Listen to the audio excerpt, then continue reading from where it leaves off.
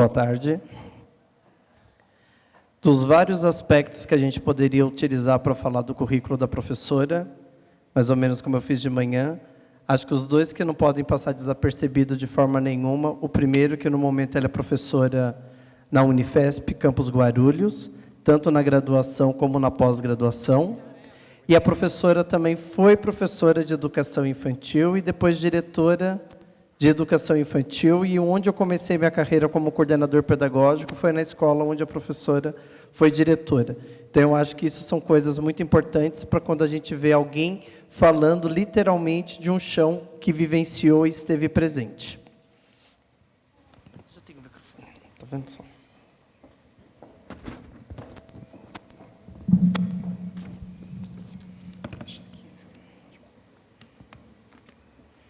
Boa tarde a todos e todas.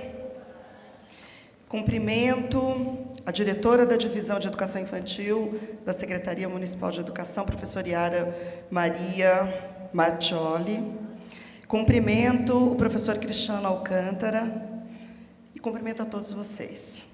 Em especial, um abraço a duas orientandas, uma ex, mas vai continuar a ser sempre, e uma atual, e cumprimentando essas duas orientandas, sintam-se todos abraçados por mim, que é a professora Márcia Colber e a professora Juliana Santos Camaro. Eu agradeço imensamente o convite, é uma honra estar aqui falando com vocês, não é para vocês, é com vocês. Então, é com muita satisfação que eu sempre aceito os convites. Eu tenho bastante proximidade, já considero, né? Bastante proximidade com a Adrê São Miguel. De vez por outra estou lá, participei do evento comemorativo dos 15 anos, e agora com vocês. Então, assim, falar para essa rede é uma responsabilidade imensa. Vocês compõem a maior rede da América Latina. Vocês têm uma belíssima história. E aqui o meu papel é só ajudar a relembrar essa história. Para muitas de vocês, na verdade, eu só estou relembrando. Talvez para outros que não começaram a carreira, a vida profissional pela creche, ou chegaram depois, talvez tenha uma novidade ou outra. Mas para a maior parte é um relembrar. Então é esse meu papel. Eu agradeço muito, eu quero fazer um agradecimento formal a duas orientandas que me ajudaram com a seleção do material. O material é de vocês, ele é da Secretaria Municipal de Educação. Vocês têm um acervo maravilhoso. Então, eu agradeço a Alessandra Secundo Paulino e a Juliana Santos Camaro, que fizeram um levantamento e me cederam as fotos. Então, eu apresentarei para vocês as fotos de vocês. E agradeço também o Osni, que cuidou zelosamente desse PowerPoint. Então, eu passei o feriado cuidando desta apresentação e desse PowerPoint. Essa pesquisa foi feita sob encomenda. Então, eu recebi o convite do professor Cristiano para escrever o texto para a revista, e aí, a partir dessa publicação, é que eu preparei. Então, ontem à noite eu brinquei em casa e disse assim, que horas que vai começar o feriado? Porque eu trabalhei intensamente nesses 4 dias. Mas, enfim, venho falar dessa história de vocês e agradeço muito poder estar presente. Agora eu vou quebrar o protocolo e eu vou descer. Vou falar pertinho de vocês, porque aqui está muito longe. Só que eu vou ter que dar conta da anotação, do microfone, do óculos e do controle. Então, vocês me desculpem se, vez por outra, eu me atrapalhar no manuseio de tantas ferramentas. Eu vou descer por aqui.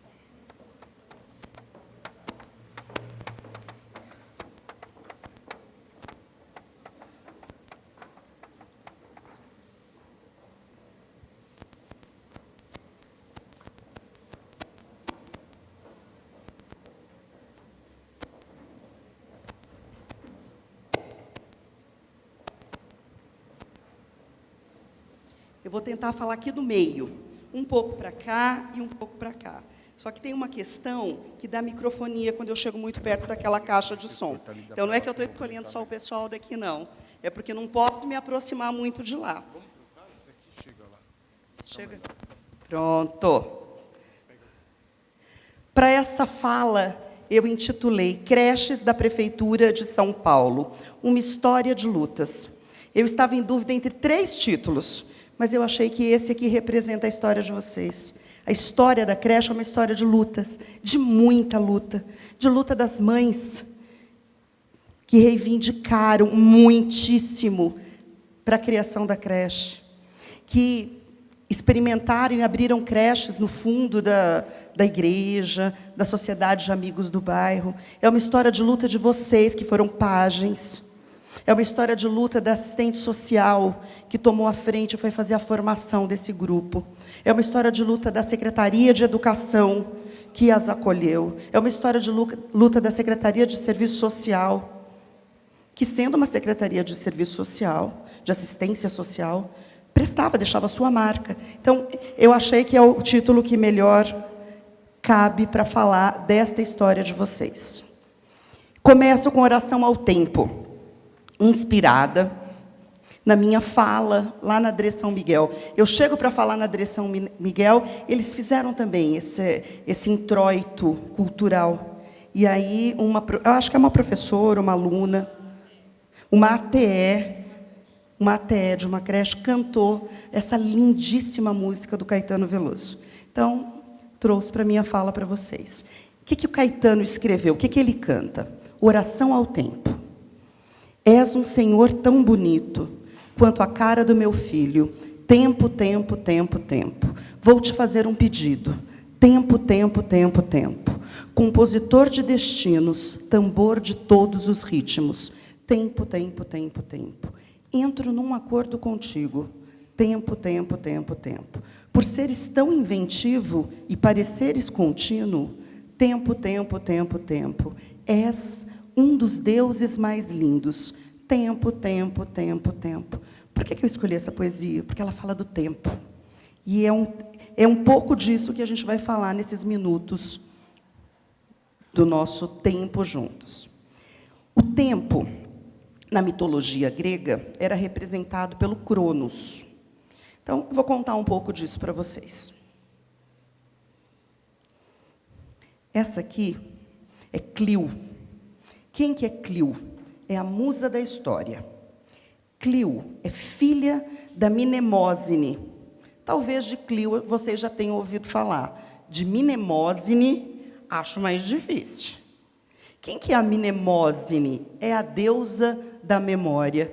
Que ironia do destino. A deusa da memória fica esquecida. E quando ela é lembrada porque ela é a mãe da Clio. Ela é lembrada por essa. Clio é a musa da história. Então, aqui a gente tem Cronos com o tempo, que é tio da Clio. A Clio, que é a memória... a Clio, que é a história, e a Mnemósine, que é a memória. Então, a história é filha da memória. Cadê a memória da creche? Onde ela se encontra? Ela se encontra com vocês, nos relatos, nas vivências, nas experiências. Se isso não for registrado de alguma forma, a Mnemósine se perderá. Mas a história, ela não está só na memória. Ela se encontra também nas fotografias das unidades onde vocês trabalham, nos documentos, nas fichas das crianças, no armário velho, que a gente não sabe mais o que fazer com aquele armário, um armário de vidro e ferro, que parece que, num tempo remoto, se guardou remédio ali dentro. Então, nos objetos também a gente tem essa história. E é um pouco disso que a gente vai conversar. Bom, então é uma fala de história. E aí, para alguns, pode ocorrer uma pergunta. Por que vai falar de história? Com tanta coisa importante para falar. Por que não fala de currículo integrador, de criança como protagonista? Não fala de, de outros assuntos. Porque a história é importante, porque é a nossa história. Se a gente não sabe de onde vem, como é que pode saber para onde vai? E aí eu convido o Gramsci, o Antônio Gramsci, para me ajudar nesse começo de conversa. Quem que foi o Antônio Gramsci? Um italiano, político, deputado, não era corrupto, era seríssimo, estudioso, fazia parte do Partido Comunista. Mas é a pessoa certa, no lugar errado e na hora errada. ele está como deputado do Partido Comunista, que era um partido legal naquela época, 1928, 1929, mas no lugar errado, porque é a ascensão do fascismo. E o fascismo, como regime totalitário, não suporta o outro, não há espaço para o outro. O que Mussolini fez? Mussolini chamou o procurador e disse, olha, a gente precisa dar um jeito de calar essa mente por uns 20 anos. Tem que dar um jeito de tirar ele de circulação. Criaram um processo criminal, acusando o Gramsci de ser do Partido Comunista. Mas ele era mesmo, ele não escondia que era. O Partido Comunista estava na legalidade. Ele é acusado, condenado e preso. Ele praticamente morre na prisão, porque ele sai meses, já muito doente, meses antes de sua morte. Quando ele está na prisão, no cárcere, ele pede autorização para escrever uns cadernos, que hoje são publicados como cadernos do cárcere. E ele tem que escrever cifrado, porque se ele escrevesse as coisas como ele pensava, os fascistas recolheriam o caderno. Então, ele escreve bem cifrado e escreve cartas para os filhos. Vou ler para vocês essa carta que ele escreveu para o filho dele, o filho Délio. Acredito que de história você goste, como eu gostava quando tinha a sua idade. Porque a história ocupa-se dos homens vivos e de tudo o que se refere aos homens, ao maior número possível de homens, a todos os homens do mundo, enquanto unem-se entre si em sociedade e trabalham, lutam e melhoram a si mesmos. Não pode deixar de gostar mais que qualquer outra coisa. Como eu sou professora de História da Educação, o que ao longo desses anos eu percebi, constatei, vivi, é que, assim, história geralmente não tem um meio termo. Ou se gosta muito e se é apaixonado por ela, ou não gosta. Por que não gosta? Porque vem de uma escolarização que aprendeu fatos, datas, nomes, heróis, passou a vida inteira decorando aquilo sem sentido nenhum. Então, não gosta. Mas não é dessa história que a gente vai falar. Nós vamos falar uma história de criança, uma história de vocês, uma história de trabalhadores, uma história de gente viva. Então, é uma história dos sujeitos, uma história de quem constituiu a rede paulistana. Esse historiador, chamado Eric Hobsbawm, ele diz assim, olha, mas para que precisa conhecer a história? Será que a gente vai falar das creches? Porque eu estou fazendo essa introdução, mas a gente já vai começar a falar. Será que a gente vai falar dessas creches, do que aconteceu nos anos 60, 70, 80? Para quê? Para fazer a malhação do Judas. Para dizer que tudo que essas páginas fizeram estava errado. Não é assim que faz. Elas só davam banho, comida, remédio, catava piolho, e não é isso. Nós é que sabemos fazer. Ou é para fazer exatamente o contrário, para olhar lá para trás e dizer, aquilo é que era tempo bom, lá é que a gente era feliz e não sabia, nem para uma coisa, nem para outra. A gente não olha nem com saudosismo, nem em busca do tempo perdido. Hobsbawm explica para que a gente olha para trás. Ser membro de uma comunidade humana é situar-se em relação ao seu passado, ainda que para rejeitá-lo. Vocês são a Prefeitura de São Paulo, vocês são a rede paulistana, vocês são as educadoras e educadores que constituem essas escolas de educação infantil, creches e pré-escola. Então, a gente olha para trás, pode até ser para dizer, eu não concordo, que bom que mudou, que bom que a gente não faz mais isso. Mas é importante, porque essa dimensão da consciência humana é um componente inevitável das instituições. Nós precisamos saber a nossa história de lutas, de conquistas, para assim a gente poder avançar. Muito bem. Então, em tempos duros, como o nosso país atravessa hoje, em tempo de, não sei, de desgosto, de apatia, de descrença, de descrédito, de tanto desemprego, de tantas coisas ruins, tanta falência mesmo moral das instituições, falência dos trabalhos, a gente precisa buscar esperança em algum lugar. Walter Benjamin diz que quando a gente olha para trás, parece que algo acende como uma fagulha de esperança.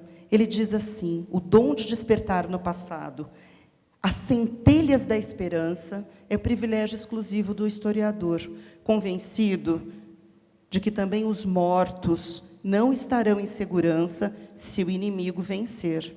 E esse inimigo não tem cessado de vencer. Então, cuidado com os nossos inimigos.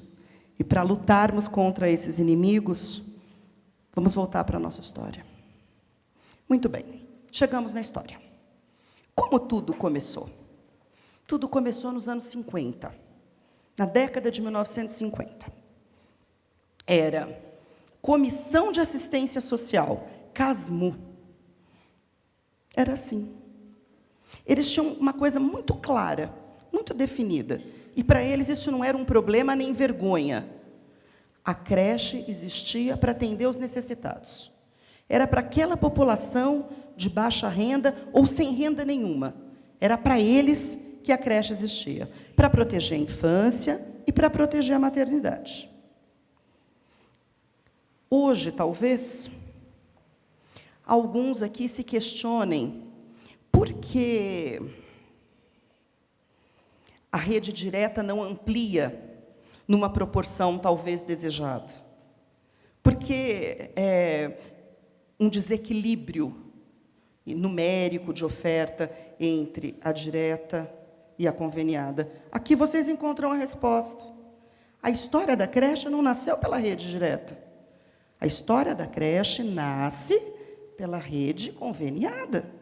E isso, no seu nascedouro, não era um problema. Era o modo como a assistência social lidava. Mas teve uma questão. Qual foi a questão? Uma diferença, um litígio entre o pessoal do serviço de assistência social e o pessoal lá da creche do bairro de Guaianazes. Tem gente aqui de Guaianazes? O Guaianazes veio de manhã? De manhã. E aí, nesse litígio, como é que resolveram? Essa creche de Guaianazes deixa de ser conveniada e passa a ser rede direta. E aqui nasce a primeira creche de vocês, a partir desse litígio. Década de 70, deixa eu só voltar aqui. Década de 70, o tempo está passando. Qual era a proposta para a década de 70? A assistência social produz uma série de documentos, que a gente já vai ver daqui a pouco, chamado Projeto Centros Infantis. Esse material é primoroso, ele está disponível para vocês na página da Fundação Carlos Chagas. Vocês conseguem acessar e consultar. É a história de vocês. Ali conta, tem documentos, tem o que vocês fizeram, o que vocês produziram. Pessoal do fundo, me ouve? Se parar de ouvir, avisa, tá? Vou ler esse trecho para vocês. O que o documento dizia?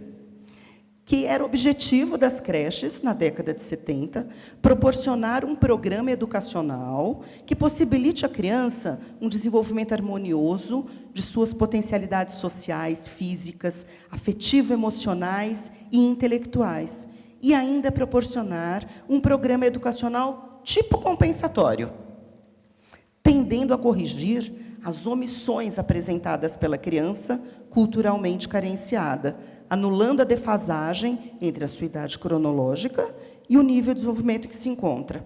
Hoje, no curso de pedagogia, nas reuniões de formação de vocês, quando se fala em programa compensatório, tem sempre uma marca negativa.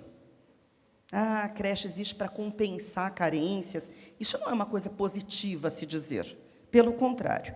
Aqui, isso não foi dito com sentido negativo. Era uma política pública.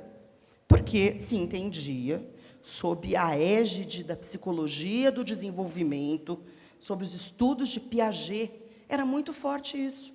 Se entendia que as crianças que vinham para a creche eram muito pobres.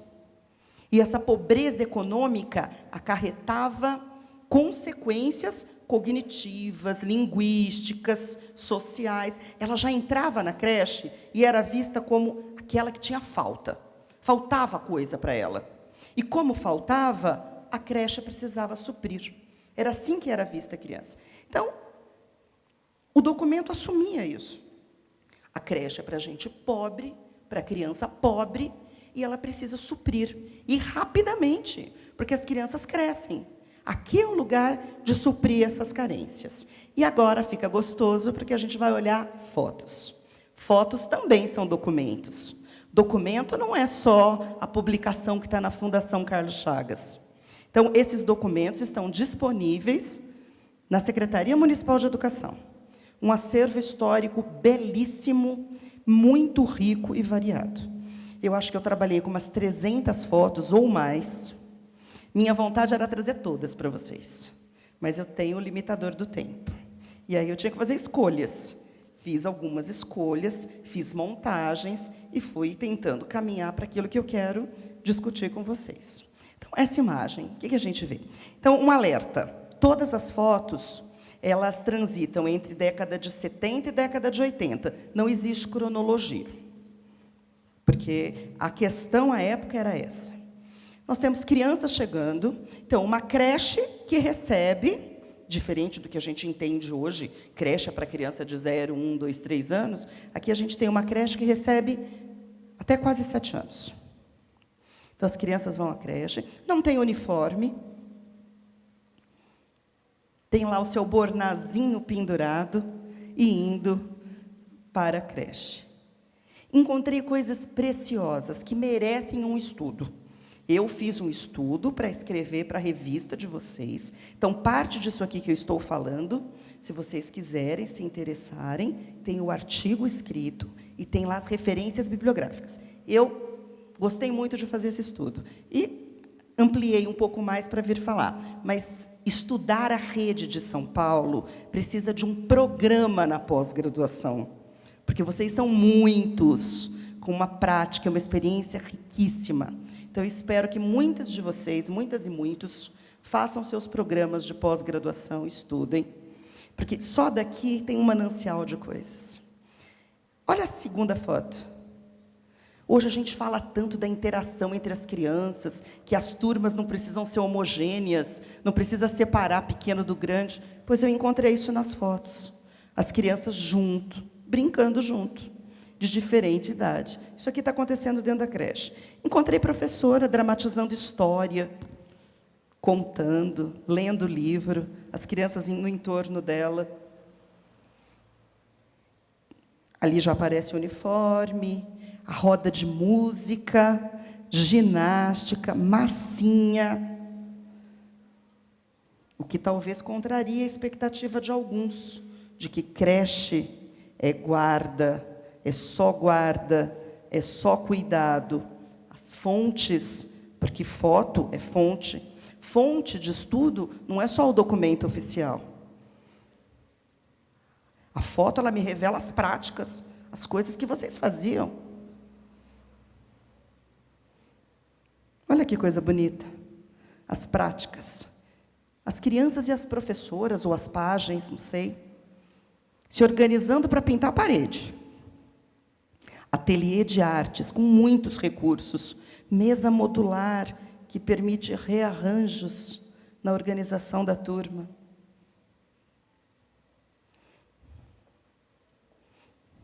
Material simbólico. Encontrei material dourado, material montessoriano, muito material de ligue-ligue, monta-monta, uma variedade grande de recursos.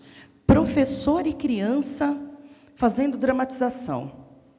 Não a partir das fantasias prontas, da narrativa da Disney, não. Encontrei material formado, feito pelas crianças.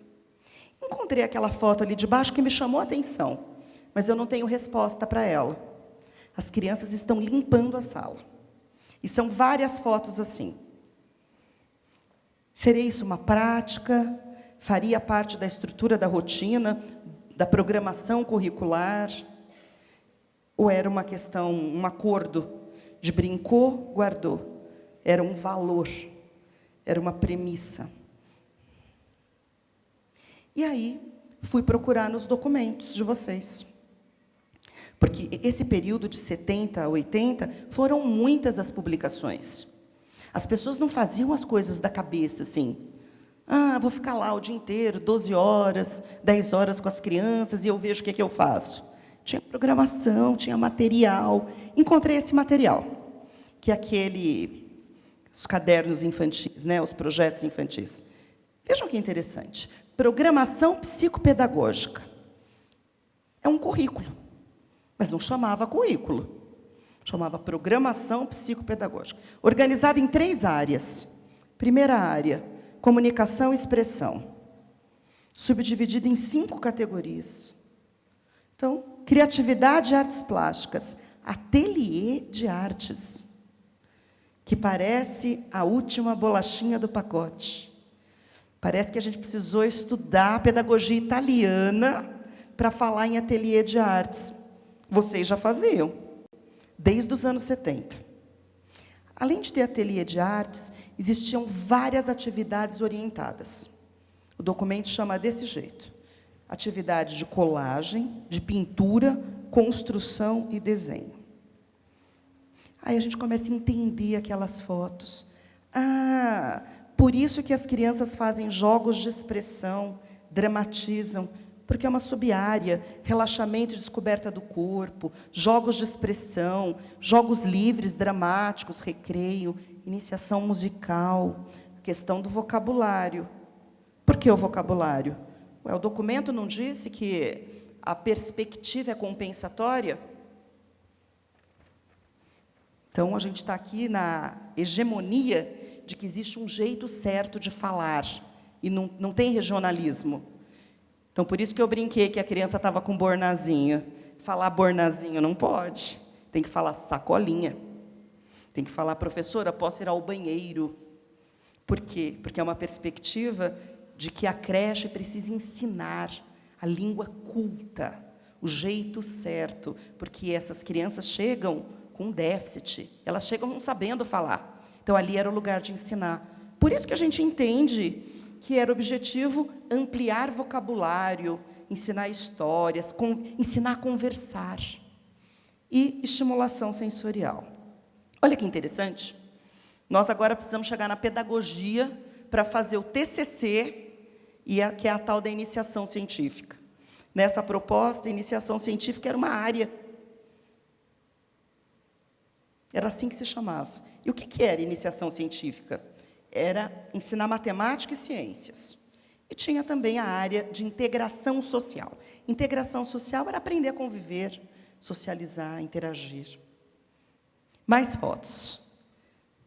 Gracinha essas fotos.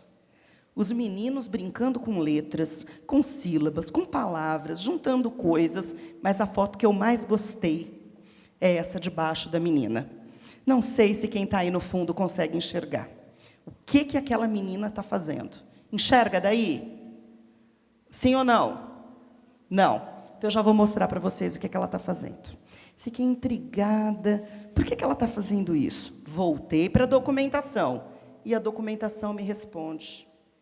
Tem um documento chamado Caderno Gráfico. Este documento, grande, era um modelo das atividades que deveriam ser feitas na creche. Tinha uma folha dessa. O que a menininha da foto faz é aquele primeiro exercício. Por quê? Porque nos anos 70, nos anos 80, e talvez nos anos 90, não sei, o que a gente aprendia? Aprendia que, para aprender a ler e escrever, precisaríamos estar preparadas, não era isso? E como é que prepara? Fazendo coordenação motora. E coordenação visomotora. Não era só a motora. Nosso olho tinha que acompanhar o nosso tracejado. Então, está aqui. Essa era uma atividade. Os tempos e os espaços. O que tinha nesses espaços? Muita coisa bonita. Muito lindos espaços. Claro, espaços mais estruturados, espaços amplos, com paredes pintadas. Encontrei também espaço que não tinha pintura, mais precário. Mas olha ali quanto brinquedo, quanta opção. Me chamou a atenção que eu via as páginas, as educadoras, levando as crianças para brincar. Vamos abrir um grande parênteses, e sem provocar anacronismo, sem olhar para trás a partir de hoje. Mas nós somos de hoje. É difícil fazer isso, não fazer isso. Eu oriento estágio, né? No nosso departamento, todos os professores orientam estágio. Nosso estágio chama residência pedagógica.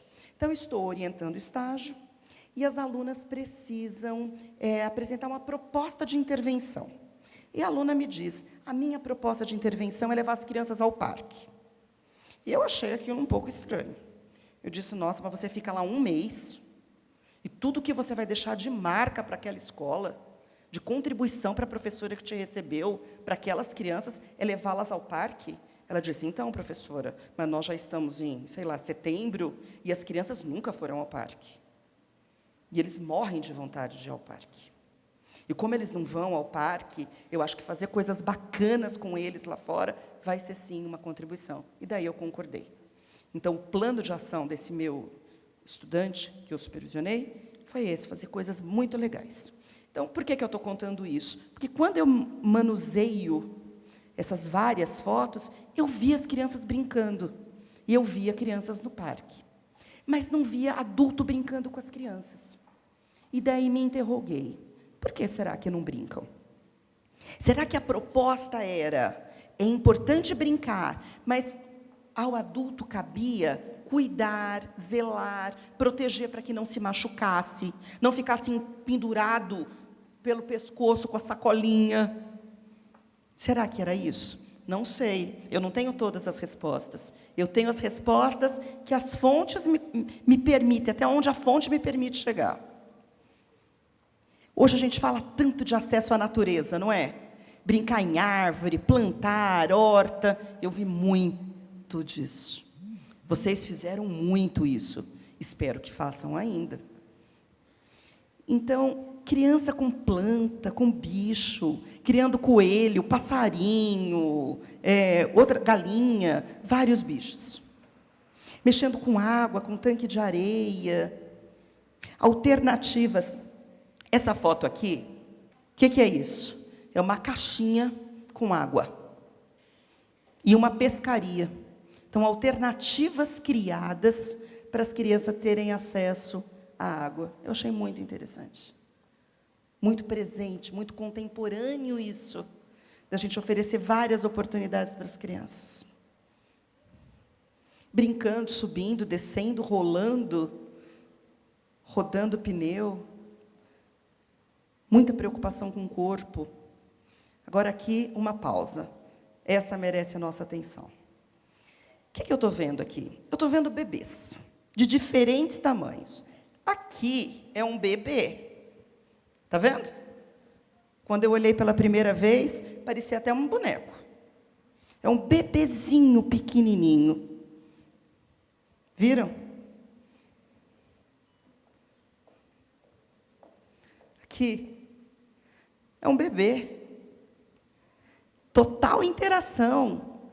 Tem bebê no berço, tem esse bebê que é muito pequenininho. Tem bebê engatinhando, tem bebê já ficando em pé. Estão todos juntos. Mas, quando a gente faz pesquisa histórica, a gente é meio CSI. Já assistiram o CSI, né? Você tem que pegar nos detalhes. Não é só no que está óbvio. Daí eu fiquei olhando essa imagem do meio. Estão vendo aí a do meio? Olha lá, do meio. Aqui não funciona. Tem um livro do lado do bebê. Daí eu me perguntei, que livro será esse? Será que esse livro foi colocado estrategicamente para bater a foto? Ou será que é um livro que orientava as páginas, o que elas deveriam fazer? Então, atenção. Fui tentar descobrir. Estou aumentando para vocês enxergarem. E tem uma questão, como a foto é batida, o livro, a escrita está ao contrário. Então, eu fui decifrar o que estava escrito. Que livro era esse? A capa do livro. Pois é este livro, um livro francês, que circulou bastante no nosso país. e que se chama, né, traduzido, Despertar para o Mundo, os 3 primeiros anos da vida. Era o material que orientava o trabalho nas creches, o trabalho das páginas. Então, as coisas não eram feitas de qualquer jeito, aleatoriamente. Não era guarda, tinha uma proposta. É que, às vezes, o predomínio da proposta gira em torno das práticas do cuidar. O que não quer dizer que não tenha proposta. A gente já superou aquela fase de achar que tem uma dicotomia. Cuidar fica para um lado e educar fica por outro. Não é isso. Eu não enxerguei isso aqui. Eu enxerguei preocupações sérias. Conteúdo. Aí a gente começa a entender, porque assim, eu vi muito berço. Berço bonito, colorido, berço feio, berço descascado. Eu vi chiqueirinho ou quadrado. É um outro jeito de falar de chiqueirinho. Chiqueirinho é mais popular, né? O que é o quadrado? Era uma cerquinha. E as crianças ficavam ali, do lado de dentro da cerquinha. Eu vi muita foto de criança sentadinha no pneu, que acho que estava aprendendo a ficar firme. Quando você olha o conteúdo das reuniões que as professoras e as páginas tinham, a gente entende por que essas fotos. Olha ali a preocupação. Era conteúdo, estimular a criança. Estimular a criança no berço, estimular a criança no quadrado, estimular a criança no colchão, estimular a criança no chão, estimular a interação entre as crianças. Por isso é que nós temos crianças de diferentes idades, juntas, brincando juntas. Muita imagem das crianças comendo, lavando as mãos, cortando a unha, aquela página ali, ó. Está cortando a unha do menino. Isso também é recorrente. Vejam aqui. Muitas fotos assim. Tinha uma que eu queria trazer, mas foi ficando tão grande, que eu precisei passar uma peneira. Era uma fila. As mães enfileiradas com bebezinhos no colo. Provavelmente a enfermeira, eu inferi, e ela estava olhando a cabeça das crianças para ver se tinha piolho. Eu voltei no meu tempo de escola, não como professora também, porque eu fui professora de educação infantil e diretora de escola por muitos anos. Mas eu voltei no meu tempo de criança. Na escola que eu estudei, a gente fazia uma fila, a diretora tinha uma tecnologia, uma alta tecnologia. Ela pegava 2 lápis, abria cabeça por cabeça e procurava se tinha piolho. Então, eu voltei lá atrás. Bom, hoje a gente fala isso, é simplesmente inconcebível, né? Com a Constituição Federal, o Estatuto da Criança e do Adolescente, como é que você enfileira as crianças, as mães? E a foto me faz pensar assim, acho que se tivesse piolho, a mãe tinha que levar embora. Porque se não tivesse, ela não precisava esperar em fila. Certo? Então, hoje não cabe. Só que a gente não pode cobrar do passado questões que não eram dadas lá. Lá não se pensava que isso era vexatório. Pelo contrário, o que se pensava? É para o bem da criança. Porque se ela está com muito piolho, 10. Se ela está com muito piolho, ela passa o piolho para o outro. Então, olha os berços. Muito sono, muito colchãozinho. Às vezes, colchãozinho com lençol. Outras vezes, sem lençol. E olha que gracinha, como a gente tem sempre os subversivos. Olha aqui o subversivo. Olha que graça. Vou mostrar do lado de cá. Ó. Tá vendo aqui? Acho que aqueles não quiseram dormir. Eles vazaram. E voltaram e foram lá para pesquisar se os outros já acordaram, se não acordaram, o que era para fazer. Muito legal. A gente sempre aprende com criança. Uma preocupação séria com a alimentação, muitas imagens preparando a comida, mas sempre entregando para a criança. Ah, mas não tinha protagonismo? Talvez essa não fosse a preocupação. Talvez nem se falasse essa palavra.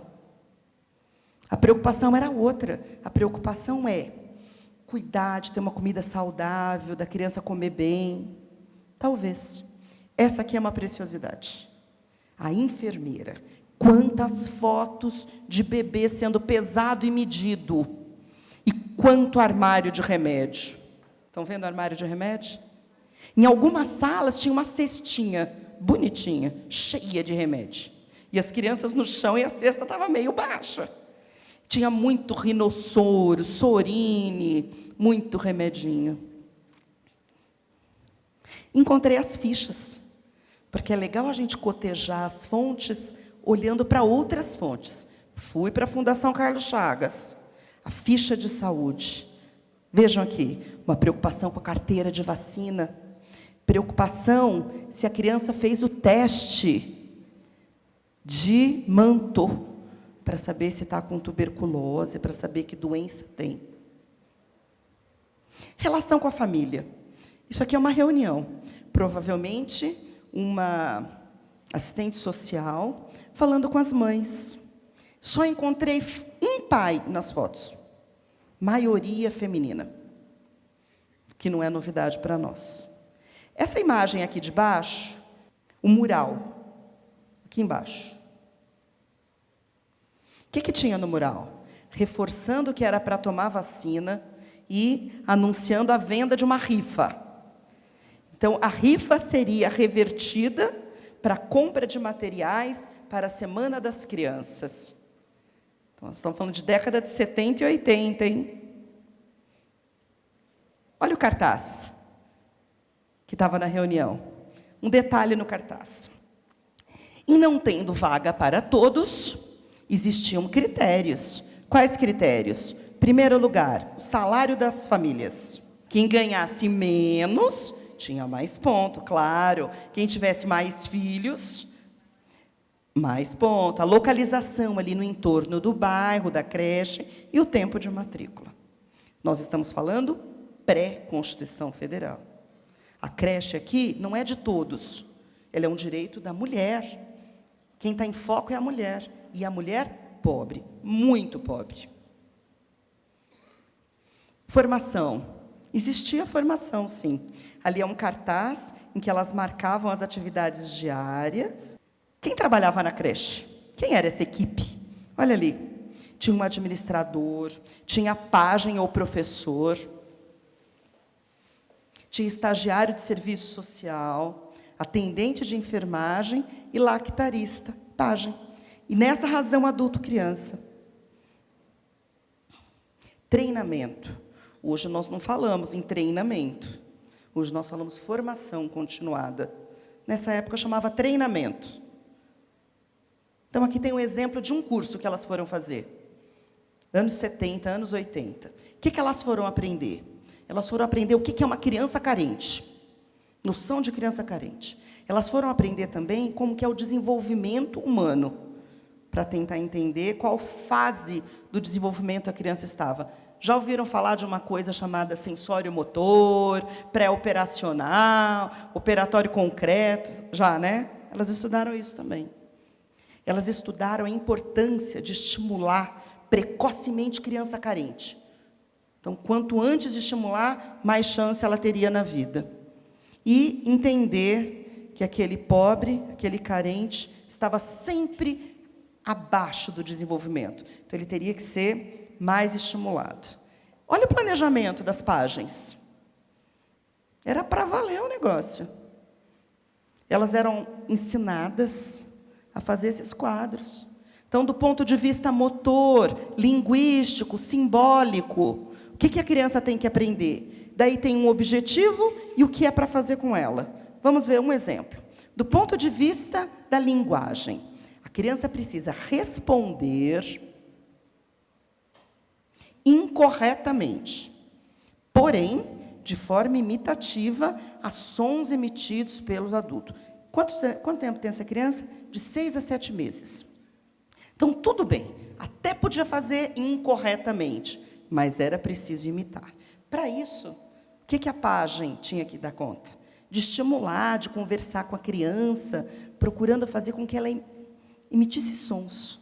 Assim é que ela aprenderia. Então, para cada área, os objetivos e o que a página deveria fazer. Olha um dia a dia de uma creche. Às 7 horas, troca de fraldas. Às 8, toma mamadeira. Às 9, banho de sol. Às 9h30, tomou sol, agora precisa hidratar. Às 10, troca de fralda. Às 10h30, estimulação. Acabamos de ver o que era para ser estimulado. Aquele planejamento. Às 11, almoço e mamadeira. Meio-dia, repouso. 14, troca. 14h30, mamadeira. 15h30, banho. 17, sopa ou mamadeira. 18 horas, saída. Temos aqui uma programação oficial ensinada no treinamento. Bom, é uma história de luta de vocês. Então, começou nos anos 50. Em 70, vocês tinham um equipamento direto. Vocês atendiam 180 crianças. E 28 equipamentos conveniados, que atendiam 660 crianças. O que aconteceu? O que favoreceu? Favoreceu foi o seguinte: o pessoal do serviço social, da assistência social, começa a circular pelos bairros e se aproxima muito da comunidade, se aproxima muito dessas mães e passa a endossar, né, a engrossar esse coro de que é preciso abrir essas creches. As mulheres dos bairros populares lutam por creches, assumem as creches e sabem fazer. Elas sabem o que é manter a creche, a preocupação com a comida, com a higiene, com o sono, com as atividades. Isso aumenta ainda a luta de que é preciso a prefeitura assumir essa creche. E os grupos feministas se unem com essas mães esparramadas pelos bairros. E fazem o quê? Criam um movimento de luta por creches que nós conhecemos. As coisas acontecem devagar. Lá no Parque Bristol, o pessoal do Parque Bristol está aqui? Olha aqui a história de vocês. Parque Bristol e Jardim São Savério. Eles publicam um boletim mimeografado, no papel sulfite, muito bonitinho. Está na Fundação Carlos Chagas. Olha a denúncia. Mais uma vez a prefeitura nos enganou. Como todos estão sabendo, neste ano comemora-se o Ano Internacional da Criança, e, por isso, toda a periferia de São Paulo está se mobilizando na luta por creches. Mesmo antes disso, isso já faz 6 anos, o pessoal do Parque Bristol e do Jardim São Savério está nessa luta. Desde o começo do ano, estamos tentando conseguir, junto à prefeitura, a creche prometida pelo atual prefeito, que disse na televisão que iria atender às necessidades das famílias trabalhadoras da periferia, mas, pelo jeito, não atendeu, né? E aí se organizaram. E as coisas foram melhorando e foram crescendo. Durante a gestão do prefeito Reinaldo de Barros, entre 1978 e 82, foram construídos ou alugados 120 equipamentos. Então, de um direto, agora nós temos 120. O atendimento sobe para 13.108 crianças da direta e 14.000 das indiretas, conveniadas. Gestão Mário Covas, de 83 a 85. Bastante desenvolvimento, verba, aumento de escola, dizer, um investimento grande. Mas nem tudo são flores. Gestão Jânio Quadros. Andamos para trás. O que aconteceu nessa gestão? Fecha a FABES. E aí um diretor de vocês, chamado Benhur Machado, tomou coragem e denunciou no jornal. Jornal da Tarde. O que o Benhur contou? Essa matéria saiu no dia 14 de janeiro de 1986. Benhur contou: nós não recebemos subsídio da prefeitura desde novembro. E o custo para atender cada criança por mês chega a 500 mil, porque nós oferecemos café da manhã, almoço, lanche e jantar. E agora, sem dinheiro e sem escola. O tempo passa, gestão Luiz Erundina, de 89 a 92. Novo fôlego para as creches. Discussão, elaboração de um documento chamado Política de Creches, uma proposta pedagógica para discutir a relação entre cuidar e educar. Concursos públicos, muitos. Concurso público para auxiliar de desenvolvimento infantil, pedagogo, cozinheira, auxiliar de cozinha, vigia, zelador, auxiliar de enfermagem. Novos, 50 equipamentos. Que bom, quanta coisa boa. Mas, década de 90 foi difícil de novo. Gestão Paulo Maluf, gestão Celso Pitta. A rede diminui. Transfere 47 unidades da rede direta para a indireta. Faltam funcionários e não são repostos. Falta investimento em formação de professores. Vejam que interessante. Diminui o atendimento. Em 92 era 33 mil. Nos anos 2000, diminui para 25 mil. E aí, na gestão Celso Pitta, uma coisa boa, começa a discussão sobre como é que nós vamos atender o ordenamento legal, que diz que a creche agora faz parte da educação. Isso se alonga, começa na gestão Celso Pitta, adentra a gestão da prefeita Marta Suplicy, tentou-se fazer da forma mais democrática possível, ouvindo, criando comissões, e aí se passaram 15 anos de quando isso começou a ser feito. Começou a ser feito pela creche direta, depois a indireta. Porque nós estamos falando de pessoas, né? E aí o tempo foi mostrando que as preocupações mudaram. A creche que antes era vista como um equipamento para atender mulher, mãe, pobre, trabalhadora, agora é vista como um equipamento para atender criança. Criança, na Constituição Federal, é sujeito de direitos. A creche é dela. Independe se é mãe, se é o pai que não tem a mãe, se é pobre, se não é pobre, se trabalha, se não trabalha. É direito. Então, isso foi mudando. Veja que interessante que a Fúvia Rosenberg e a Campos e a Pinto escreveram em 1985, e é tão atual. Elas escreveram assim: seria ingênuo ignorar que, nesse campo, como em qualquer outro, existem diferentes interesses em jogo. Então, quem que está em jogo quando elas escreveram e hoje? Os proprietários das casas, que alugam os imóveis para vocês, por exemplo. Os empreiteiros, os fornecedores, as empresas, os sindicatos, as associações, os religiosos, os políticos. E o crescimento da rede é como a rede lida com isso. Quem é que predomina? A gente vai dar mais chance para que lado? E aí, são esses os atores que vão definindo as políticas. É assim que funciona. Bom, passados 15 anos, e minha fala indo para o final. Muitas conquistas, muitos ganhos. A educação herda uma creche que tem história, que tem lastro, que tem conquistas, que tem acertos e erros, como tudo, que tem proposta de estudo, que tem as programações, que tem a coordenação, mas são propostas de uma época em que aquilo era valorizado. Quais são os desafios que vocês têm hoje? Muitos, imensos. Primeiro desafio é como dar conta de realizar um bom currículo. Um currículo que trabalhe, que considere a criança como sujeito de direito, que considere o que ela sabe, ao mesmo tempo que oferte o acesso ao patrimônio histórico, cultural, tecnológico, artístico. Uma rede que não antecipe a escolarização, que não se deixe levar pelo discurso sedutor, de que é bom já preparando os meninos, porque daqui a pouco eles vão para o primeiro ano, então é bom a gente já fazer uma prévia, uma escolarização. Então, são muitos os desafios. E aí, chamamos o Gramsci para começar, chamamos o Gramsci para acabar.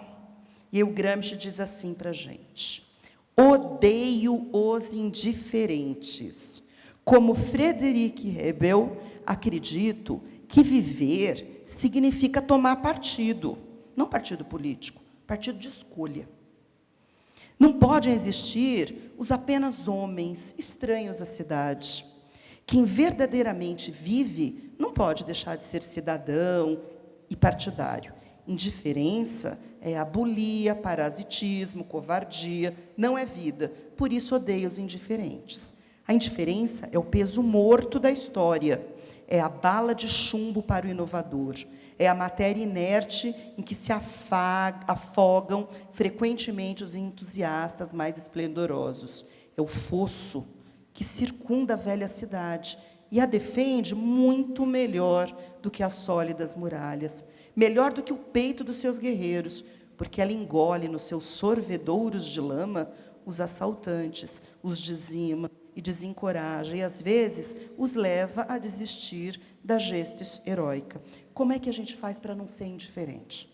Como é que faz para tomar partido das crianças? Acho que um bom começo é a gente não esquecer de onde veio, qual é a nossa história, quais são as lutas da creche, como ela se organizou, o que ela conquistou, o que ela ainda precisa conquistar, o que ela tem de acertos, o que ela tem de erros. Como é que a gente escreve depois no nosso projeto político-pedagógico, super orgulhosas, que a gente oferece acesso às crianças ao patrimônio histórico, se o nosso patrimônio histórico a gente despreza, a gente faz o rapa na creche e joga fora as fotos, porque são velhas. A gente fica louca para se livrar daquele armário, daqueles móveis, daqueles berços, mas eles contam uma história. Isso chama cultura material escolar. Nós contamos a história por meio dessas fotos, por meio das fichas de saúde. Então, um bom jeito de escrever depois que a gente quer dar acesso ao patrimônio histórico é preservarmos o nosso patrimônio histórico.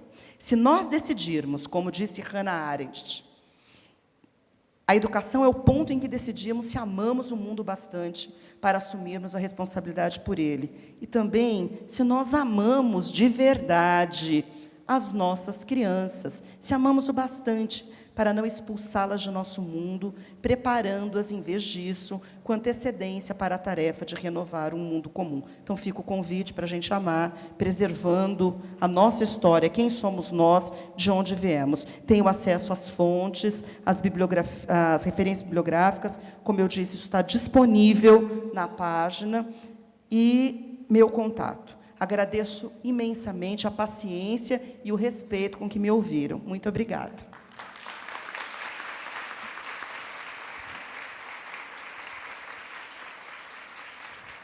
Obrigado, Cláudia.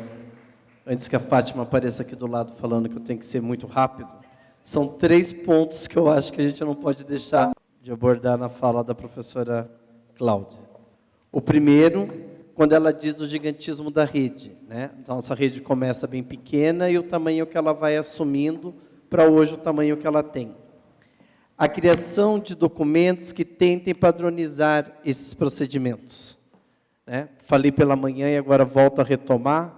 Quando a gente pensa que a equipe de educação infantil da Secretaria Municipal de Educação é composta de 6 pessoas, e essas 6 pessoas tentam se comunicar com os 52 mil profissionais, dá para perceber que nós precisamos de alguma coisa que seja além da fala. Eu brinquei que se ficasse na Praça da Sé pregando, não daria conta de fazer isso, né? Então, a gente precisa desses documentos. Então, quando essa revista Magistério chegar na unidade de vocês, tenham ela com muito carinho em mãos. Acompanhem tudo que está colocado nessa revista, porque ela foi bem pensada, pensando de uma forma, parece trava-língua, né? Bem pensada, pensando, mas foi planejada de uma maneira que possibilitasse a todas terem acesso a um pouco dessa história que a Cláudia tentou apresentar para a gente. E o que é importante também é que, mesmo fazendo tantos anos, a Cláudia trouxe aí algumas práticas que seriam consideradas de vanguarda hoje, e na década de 70 já aconteciam. E a gente perde muito dessa história porque a gente não tem registro dela. Logo, logo vai chegar nas unidades de vocês uma preocupação que nós estamos tendo no desenho da formação, da preocupação de se fazer registros. E os registros vão ao encontro disso, da gente não perder essas práticas e depois não ficar recriando a roda a cada mudança de administração ou a cada mudança de secretário, parecendo que um mundo novo vai se abrir por causa disso. Logo, logo o Murilo vai chamar algumas pessoas para serem homenageadas. De manhã a gente não conseguiu cuidar disso, vamos tentar cuidar pelo menos agora na parte da tarde. Nós selecionamos, nós não, né? O sistema de informática da Prefeitura de São Paulo selecionou algumas pessoas. E qual foi o critério que nós adotamos nessa seleção? A ADI mais antiga ainda em exercício na rede, uma pessoa que entrou como pajem na rede, chegou ao cargo de supervisor escolar, uma outra pessoa que adentrou como pajem, chegou ao cargo de diretora escolar, a PDI mais antiga, uma das primeiras do concurso que ainda está em exercício. Então, nós pegamos estes profissionais, o SEI mais antigo, que teve pelo período da manhã aqui, que é o SEI da Vila Pedroso, e o SEI mais recente, que também foi pela manhã, que é o SEI 13 de maio. Então, nós pedimos para o setor de informática nos dar os dados das pessoas que tiveram esta trajetória, e nós achávamos que era importante prestigiar, tanto ainda quem optou em ficar em ADI, quem conseguiu deixar de ser pajem e foi acessando aos cargos. Mesmo quem deixou de ser pajem para virar professora, também foi homenageado, que o critério foi esse. Então, não foi só quem virou supervisor, coordenador ou diretor. Nós pegamos esses 3, mas também aqueles que quiseram permanecer na escola. Porque existe uma coisa que a gente tem dificuldade de enxergar, e eu falo isso com muita tranquilidade, o meu cargo é de coordenador pedagógico, e eu, por enquanto, não pretenderia ser outra coisa a não ser coordenador pedagógico. E tem gente que opta em ficar na docência e não tem desejo de ser uma outra coisa. E isso não é um problema, porque uma escola não se fará sem professor, sem coordenador, sem diretor e sem o supervisor. Então, é importante a gente valorizar as pessoas dentro daquelas escolhas que elas optaram em fazer, né? Então, a gente achava que isso era importante e agora está demarcado melhor, tá bom? Muito obrigado.